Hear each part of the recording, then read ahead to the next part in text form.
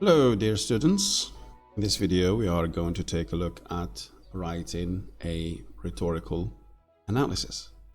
We are going to review and expand on what we have already said about writing a rhetorical analysis.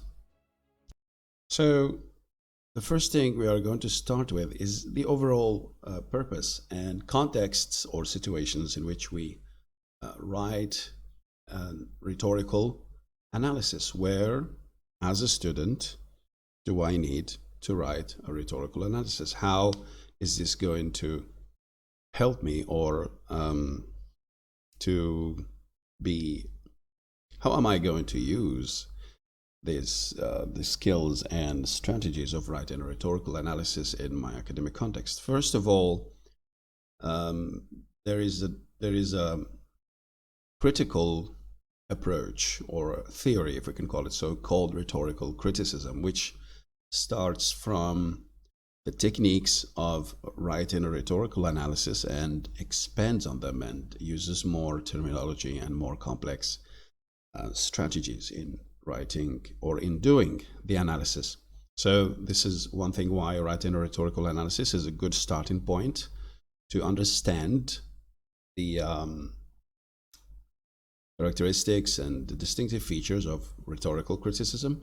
Also, rhetorical analysis or writing a rhetorical analysis can help you deal better with primary sources when you are doing research, when you are doing literary analysis.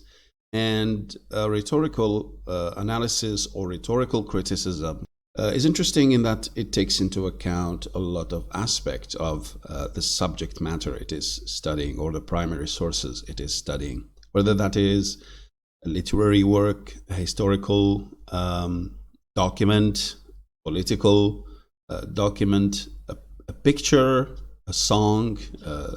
Nowadays, with the rise of technology and the diversity of platforms that people use to spread certain messages and to make statements, so there is more variety in terms of what type of material a rhetorical analysis can be used to analyze.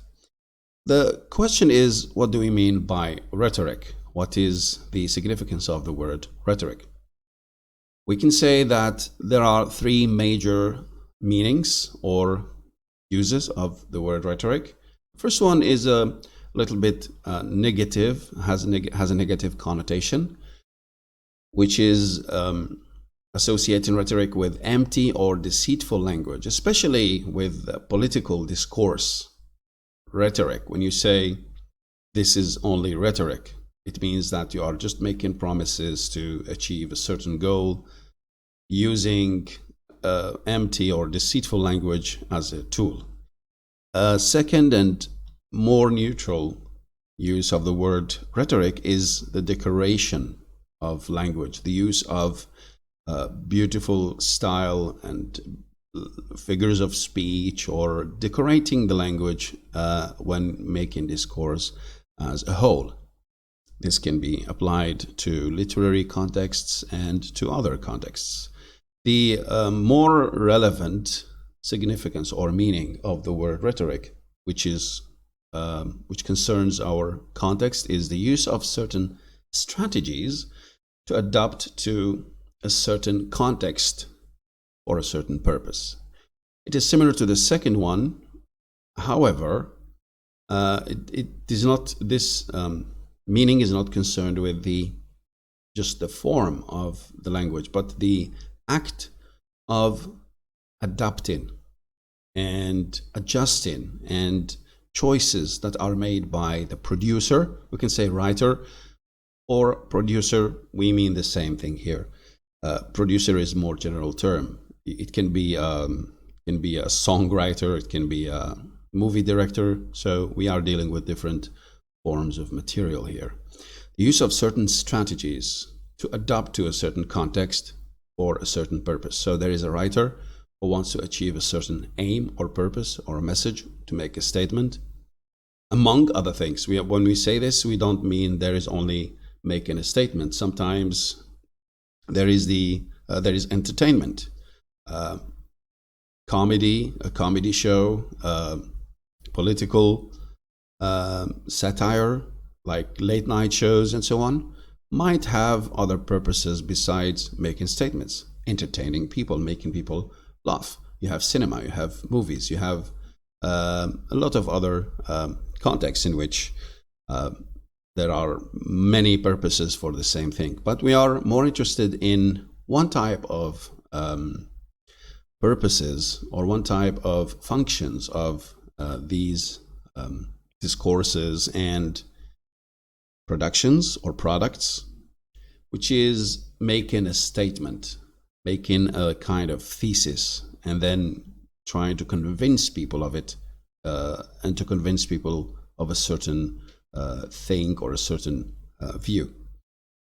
Therefore, we can summarize the rhetorical analysis by saying that it is the systematic, organized analysis, examination of the tools, the means, the strategies, the techniques that are used by a certain writer or producer for a certain purpose. And we can also add context. So the analysis of rhetoric, this is rhetorical analysis.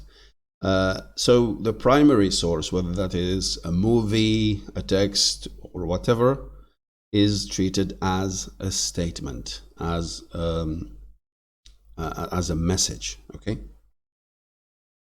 Question: what is the process we need to go through to make a rhetorical analysis? There is no ready-made answer or recipe for this. There are many ways of making rhetorical analysis or rhetorical criticism, but we can agree on certain issues that make a lot of sense, that are very common among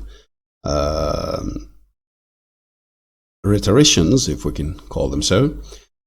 So the first step is identifying the rhetorical situation or the context, the overall circumstances surrounding the production of the message. So we will come to this in a moment. We talk about production, distribution, and consumption.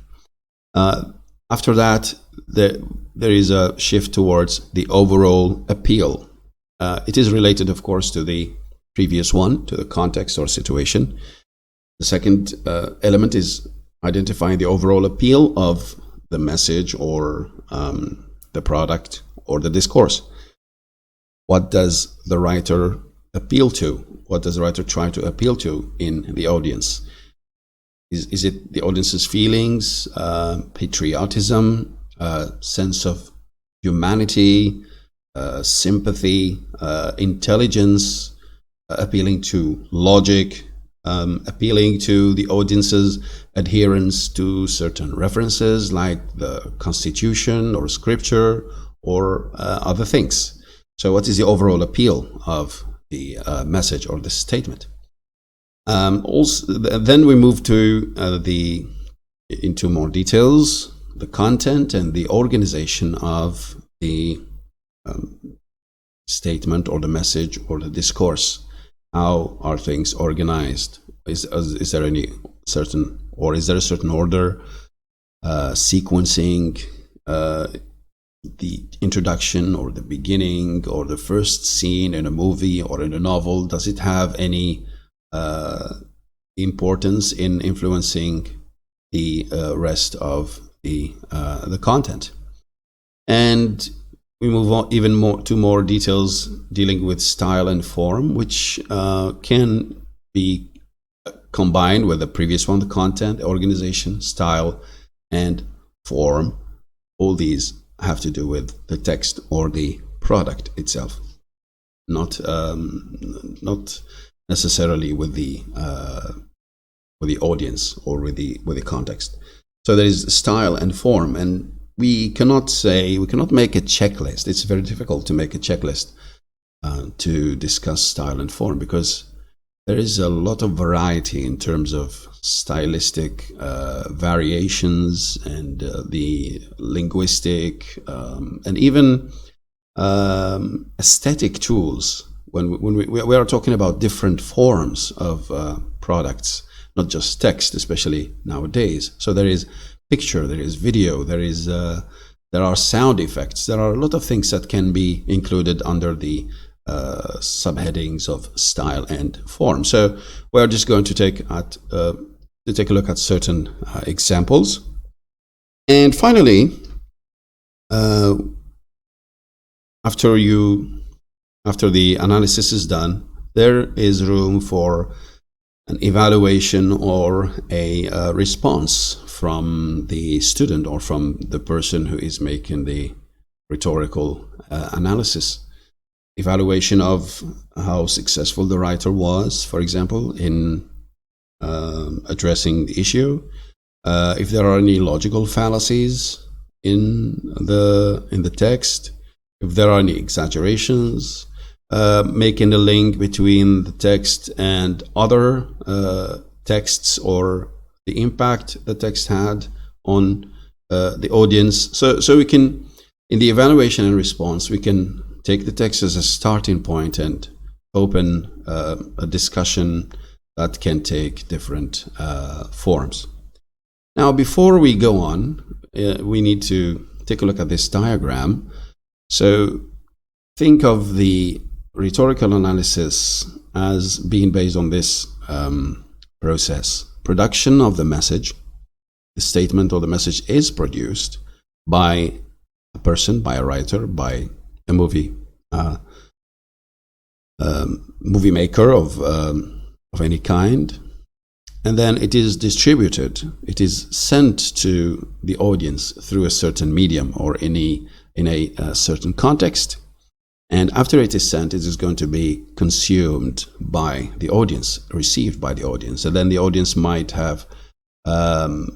react by accommodation, accepting the message as it is, by resistance, rejecting it altogether, or by negotiation, where the audience can select what to accept, what to take for granted, and what to refuse or to resist. So negotiation is the most common type of reaction, unless the audience is taking the message too much for granted.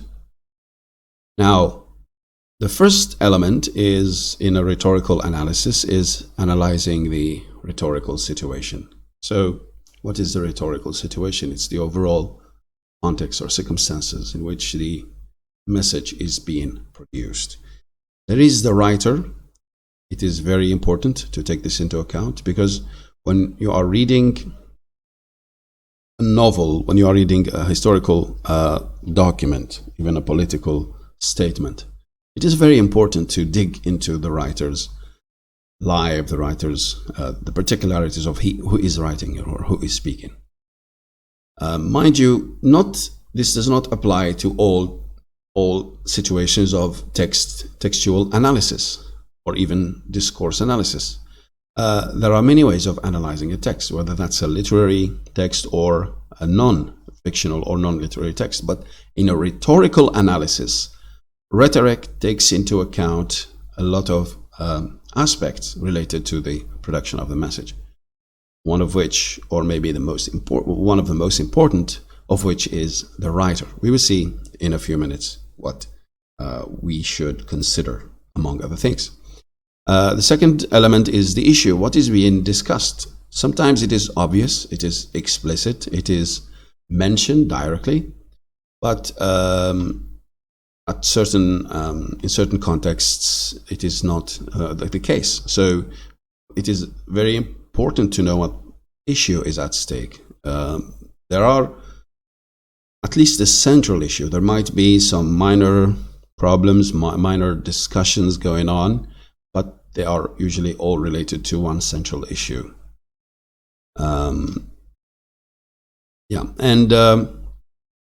When a writer discusses a certain issue, he or she usually addresses this to a certain audience. When we say audience, we mean the intended audience, because the actual audience that reads or watches the product is not something you can control.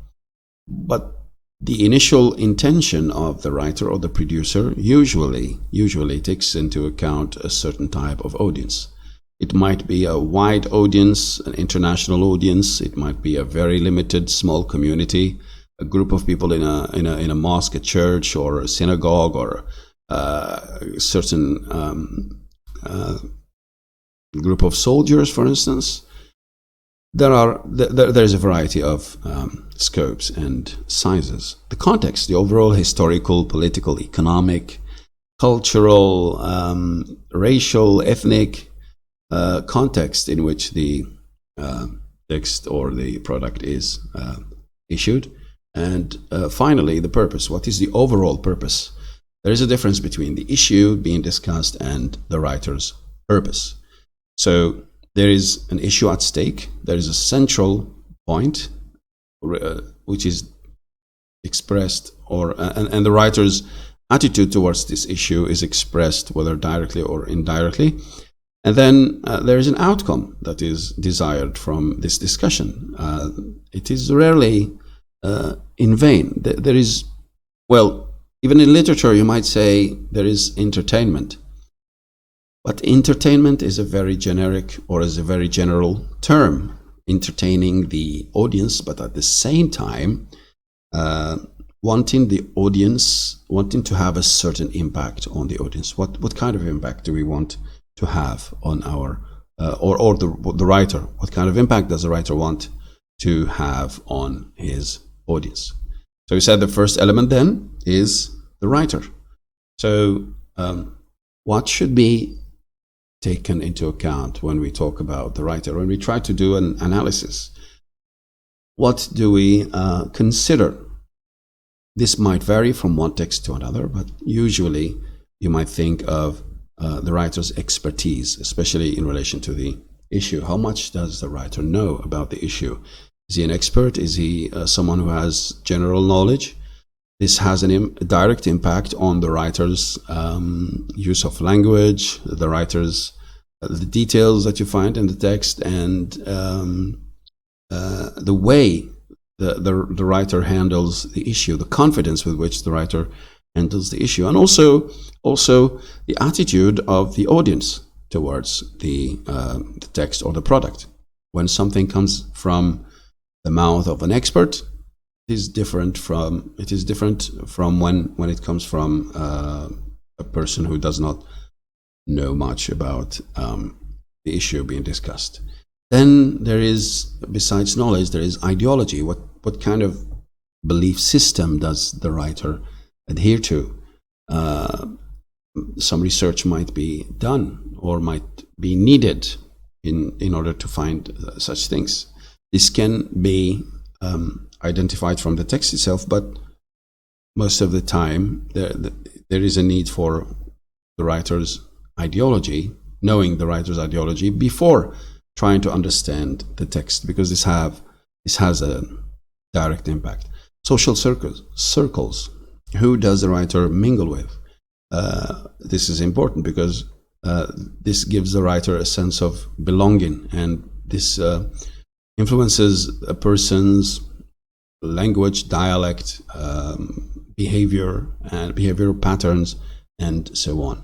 The career, maybe this might be related to expertise and knowledge, but career is also important. Career, academic and professional career, jobs that a certain person occupies might have a direct impact on the writer's attitude towards certain issues. And when you talk about trade unionism and someone talking about working conditions, workers' rights, and the working class, it might be significant to find out that this person occupied certain positions that are usually taken by working class people. So the same thing might apply to someone defending capitalism, knowing that this person's career includes some business ventures and entrepreneurship. This has also an impact on how we can understand the person's discussion of economic and social systems. Influence is what kind of people or what kind of references did the writer encounter in his especially academic career. What readings did the writer make? Who are the writers, philosophers, ideologues, or theorists that the writer was influenced by whom the writer was influenced? Sometimes there is this intertextuality, the influence of certain texts over other ones. And this happens when a certain person is or reads a lot of references from a certain type, which makes this person influenced by the discourse, by that discourse, by those ideas, even by the language itself. This is very important, the terminology and concept. Are there any alignments besides ideology and influence? Are there any alignments? Does the writer belong to any certain group, an activist group, civil rights movement, an official civil rights movement group, a political party, an association? This is very significant in any person's discourse or in understanding rhetoric made by a person. We're going to look at certain examples. For instance, when you take Jane Austen, her experience or social circles, the society, the social class, the time in which she lived, and the fact that she has some certain experiences as a woman and as a member of a certain social class, had a direct or might have had a direct impact on her writing, on her novels. Thomas Jefferson's reading of the Enlightenment and reading of classical philosophy, classical political philosophy, might have had a direct impact on his attitudes, on his opinions, on his way of dealing with certain issues as government, freedom, revolution, independence, the Constitution, states' rights, and so on and so forth. Charles Dickens's personal experience and individualism, if we can, intellectual individualism, is directly connected to his attitude towards education and the way he treats education and the educational system of his era. Edgar Allan Poe's obsession with mental conflicts in his writings might be connected to his own personal life and dealing with psychological pressure, social problems, alcoholism, and so on and so forth. Martin Luther King Jr.'s religious background, being a religious figure, had a direct impact on his attitudes, on his pacific and peaceful or inclination towards peaceful resistance. His discourse, his notions of equality in relation to God, in relation to equality of men in front of God, and so on and so forth. John Winthrop, in his sermon entitled A Model of Christian Charity, the discourse, the language used shows a direct impact of biblical notions and biblical concepts. John C. Calhoun, American, very well-known American politician from the slave, from the gentry, if we can use the term, land-owning class, or landowner and slaveholder, who was a very strong proponent of the cause of slavery and states' rights. It is important to know his social, economic background to understand his attitude towards slavery. The same thing can be applied to Thomas Jefferson in terms of states' rights and in terms of his resistance to and skepticism about democracy, and at the same time about centralized government. So these are just examples of how a person's background, career, social circle, ideology experience, alignment, influence can have an impact on what they say and how they say it. The next element then is the issue or the question. You might say, well, the issue, the question, this is obvious, but it isn't always obvious. It is very important to know what is at stake. Sometimes you might need to read twice or three times in order to know what is really at stake, what is being discussed, especially when there is a lot of symbolism and multi-layers of meaning, where there is parallelism, where there is double meaning in certain contexts, literary work, a piece of art. Maybe I can use a very recent example from the music industry. A very interesting music video that has received some responses from analysts is the video is for a song called "This Is America."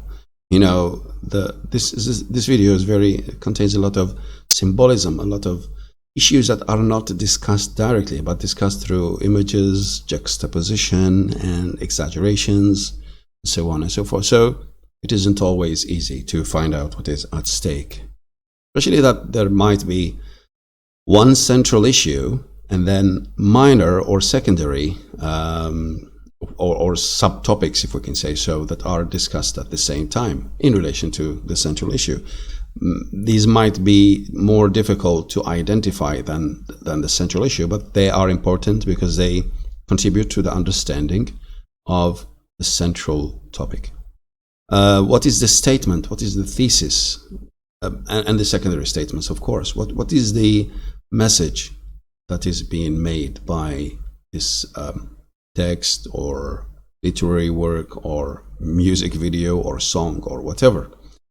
And it is important to find out if there are any subtle or embedded issues that are not, we have already mentioned this, but it is important to try to look for or to do some reading between the lines in order to find issues that are not necessarily mentioned explicitly on purpose, to challenge the readers or the audiences. We should also consider the importance of the issue and its significance, because there are certain issues that we might take for granted at this time and which were not at a certain time in history. So with time, the importance and significance of certain issues changes, and this change in the significance and the importance of a certain issue can have an impact on how the writer or the producer deals with it. Sometimes there are issues that are very sensitive. The scope of the issue is another important aspect. What do we mean by scope? We mean who is concerned. Is it an issue that concerns a small community in a small village or town? Is it an ethnic group in a certain country? Is it related to an international issue?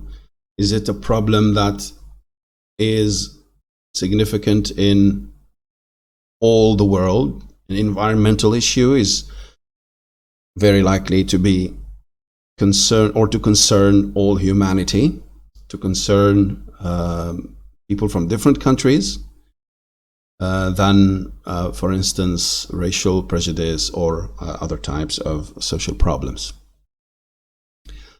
And after the issue, there needs to be, or we need to consider the audience.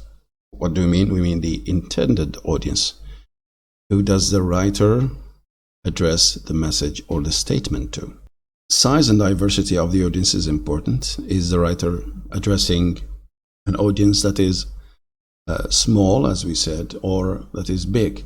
Also, diversity. Is it a homogeneous audience that share the same beliefs or the same belief systems, the same attitudes, or is it an audience? Is the writer addressing a a more multicultural, multi-ethnic audience with different ideologies and different belief systems. So the language, the references, the evidence is different from one type of audience to another, depending on how diverse or how homogeneous it is. How much does the audience know about the issue? How informed are they about the issue is also important. And the attitude, it's not just the knowledge, the attitude, the knowledge, it's the attitude towards the issue. How does the audience view the issue? Is it a sensitive topic that the audience deals with care and caution, or is it common everyday discussion that the audience feels very comfortable discussing? This varies from one audience to another. What is considered everyday discussion or topic in one society or one culture might not be so in another culture. How much common ground does the audience and the writer have? Is the audience neutral towards the writer? Is it hostile towards the writer, or friendly? Whatever the attitude of the audience towards the writer is, there is always common ground. There is, no matter how small it is, there's always common ground. Otherwise, there is no need for the writer to address the audience in the first place. So if there is this production, distribution and consumption, it means there is at least a minimum common ground. And what is that? Usually when a writer addresses an audience, even when the audience is hostile, the writer looks for something that he or she shares with the audience. What are the references that the audience accepts and takes for granted? If you are addressing an American audience and then you refer to the Constitution, to amendments, or for example, freedom of speech, the audience is very likely to accept what the Constitution says and take it for granted. Maybe there are certain issues like the Second Amendment that have different interpretations, but even so, usually when, for example, a pro-gun American is trying to make a point, they usually talk about the Second Amendment, even when they are dealing with people from the left who might have an opposing view, or who might have the opposite view regarding gun control. They still use the Constitution because this is something they consider as a reference that the audience will accept very easily, even though the interpretations are different. So common ground and references can be understood in this way. The next element is the context. What do you mean by the context? The rhetorical situation can be called the rhetorical context. All what we have discussed so far can be part of the context. The audience, the issue, the question being discussed, who is speaking or writing, all this can be part of the context. But we prefer to call all this as a rhetorical situation. And then, context can be described as the multi-dimensional environment in which the issue, the writer, the audience interact. There is a writer talking about an issue to a certain audience. All this is happening in a certain context, in a certain environment. There is the overall historical and cultural environment or element or aspect of this environment. The change of time leads to the change of people's attitudes towards certain issues. Even the language changes. Even when you take certain concepts as freedom or democracy, equality, what they mean to people living in the 19th century, early 19th century America, for instance, is very different from what they mean to modern day 21st century America. The same word can have different meanings. So the historical context is very important. Also, the cultural context. Different societies have different ways of dealing with certain issues. Another related element, which we have already mentioned, is terminology, or the meaning of certain concepts or certain terms. It is important to understand or to remember that what a word means for a certain person or at a certain time is not the same as what it means for another person or in another time. So the terminology, the concept, sometimes there are terms that were used at a certain time, and that whenever they are used, they refer to a certain era or certain particular context. Even if they are used later on, they only refer to that particular context. There are those that change over time. The ongoing conversations also are part of the context. There is a person making a statement to an audience about a certain issue and making in a certain context. And this context includes the political, social, cultural developments going on, but also it includes the ongoing conversations. It's important to find out, because some people might discuss certain issues in order to contribute to a conversation or a dialogue that is going on. Whether that is addressed to a friendly audience or to a hostile audience, it doesn't matter. But there is a conversation, there is a discussion going on at certain times, which encourages people to contribute and to talk more. And sometimes this is important in order to find out whether the writer's message or the writer's discussion or the issue itself are new or are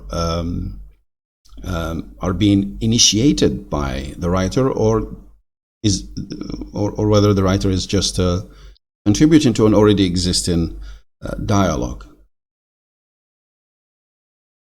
Now, the medium or the platform that the writer uses to transmit the message is also important. Is it cinema? Is it novel? What genre is the writer using to make a statement? Does the writer make the statement in the form of an entertainment product, like a movie or a comedy? Okay, a very good example I have in mind is a recent movie called Jojo Rabbit. It's a very interesting way of making statements through comedy and in a subtle, or I wouldn't say, in an indirect way. So the medium, the platform is important, because when you make a message in a stand-up comedy or in a comic movie, it's very different from making it in for instance, in a Congress hearing. Okay, so the tone, the mood is going to be different from one platform or medium to another. The same thing applies to, for instance, Twitter, Facebook, social media, YouTube. So whenever the medium changes, there are a lot of other things that change. The reach of certain media is wider than other ones. The expected formality, seriousness of the tone, formality of the language varies from one medium or one platform to another. I use the word platform in order to include the modern day contemporary means of communication.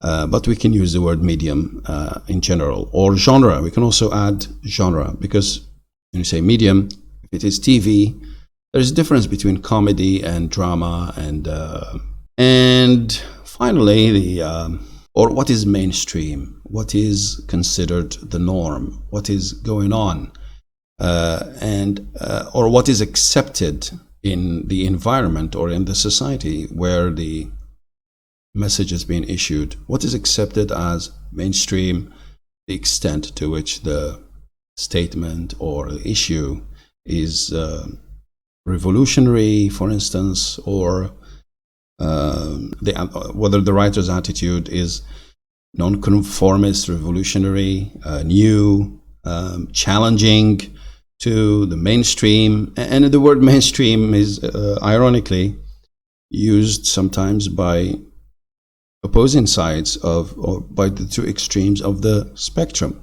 You might find liberals associating the mainstream to conservatives and vice versa. So sometimes, or nowadays, it is used in a rather negative term. But for us, when we say mainstream, we don't mean it in positive or negative way. We just mean what is accepted in the environment in which the message is being, or the statement is being made, whether that's a small or large environment. With all this, so there is a writer who said addressing an issue or addressing an audience, talking about a certain issue in a certain context or a purpose. We should think about the purpose, because all the discussion that is going on, whatever the medium is, there is usually a purpose. In literature, cinema, you might say the overall purpose is to entertain, to make money. But remember, when we do a rhetorical analysis, we might take that into consideration only in terms of how it affects the rhetorical devices used. We forget that this is business, or we put it aside unless it has a direct impact on rhetoric, on the rhetoric being used. So what does the writer want to do? Does he or she want to contribute to a dialogue or a conversation that's going on? Is there an important issue that is significant that the writer wants to address and to give contribution to this dialogue for improvement of certain conditions, for opposing certain views, whatever? Does the writer want to rationalize or justify a certain decision made by the writer himself or by a certain group that the writer belongs to? A very good example is Colin Powell's speech in the United Nations that aimed at rationalizing and justifying the war on Iraq. So this might be a purpose. Does the writer want to change people's opinions, to change people's misconceptions about certain issues, to clarify things? Does the writer want an emotional reaction? This might be an aim. It can be done through, for example, in movies, there might be the use of sound effects, certain music, certain imagery, to have a certain emotional reaction from the audience.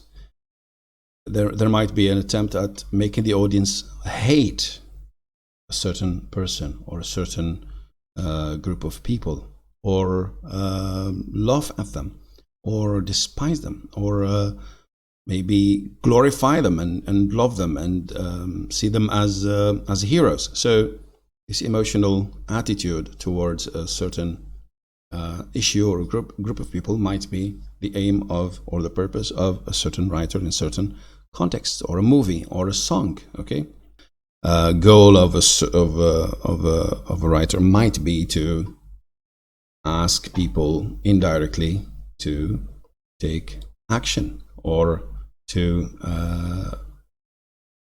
act in a certain way towards a certain issue.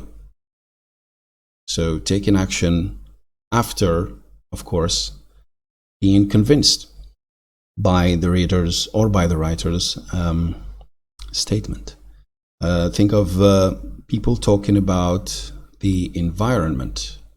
When any person talks about global warming, for instance, especially people who environmentalists, when they talk about global warming, when they make a statement about global warming in a documentary, in a speech, in a pamphlet, in a political political manifesto of a certain party, they usually want people to take action. This action can be changing behavior towards the environment, changing behavior towards a certain ethnic group, racism, okay, ending racism, or the writer might only be willing to provoke people to think and to discuss, to initiate a discussion. So the writer might see that there is an issue that people are not, people turn a blind eye to, and it is not receiving as much attention as it should, or the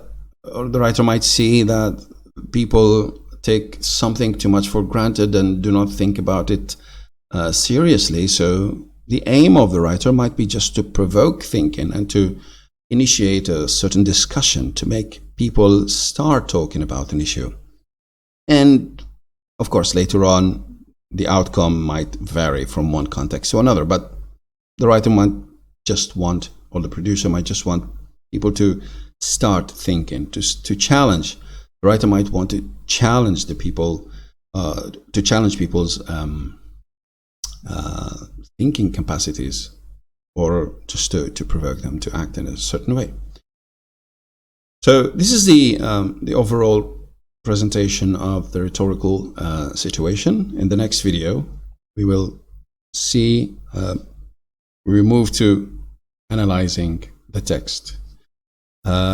When we understand the details related to the preparation, or the initial stage of, or the initial steps of making rhetorical analysis, it becomes easier to get to the text, because with all this in mind, with the writer,